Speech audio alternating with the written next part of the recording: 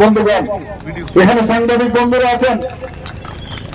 আমরা জানি চতুর্থ স্তম্ভ সাংবাদিক আমাদের জন্য, এবং এই সরকার আসার পর আমরা কিন্তু সাংবাদিক বান্ধব। আমরা যেমন সব মানুষের বান্ধব, সবকা সাথ সবকা বিকাশের যে বাজেট এবার এসছে, আমরা সাংবাদিক বান্ধব। আমি এখান থেকে আমি বলতে চাই, অনেকে নিজেদের চেয়ারের জোরে অনেকে সাংবাদিকদেরকে উল্টাপাল্টা কথাবার্তা বলেন এবং অভদ্র ভাষা এবং মিথ্যা যে কথার আশ্রয় নিয়েছে, আমি তার তীব্র প্রতিবাদ করি। এটা আমাদের কালচার নয়, না অন্যেরও কালচার। সেগুলো কোনো অবস্থায় আমরা বরদাস্ত করবো না বন্ধুগণ।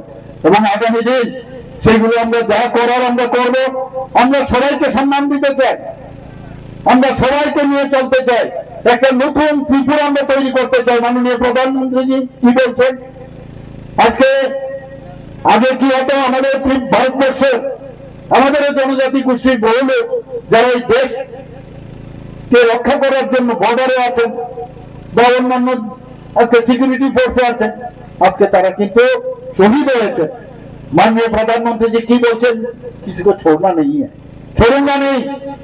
তো কি করেছেন, একদিকে আমাদের উনি অপারেশন সিন্দুর এবং 26 জন যে নাগরিককে ওরা দেখে ধর্ম দেখে তাদেরকে যেভাবে ওনাদেরকে খুন করেছেন, এই 26 জন নাগরিককে তাদের হত্যার যে প্রতিবাদ করার জন্য, তার বদলা নেওয়ার জন্য 26 মিনিটে 9টা যে ঘাঁটি আছে 100 কিলোমিটার ভিতরে ঢুকে সেখানে সেই ঘাঁটিগুলোকে ধ্বংস করেছে বন্ধুগণ। এয়ার স্ট্রাইক করেছেন, সার্জিক্যাল স্ট্রাইক করেছেন।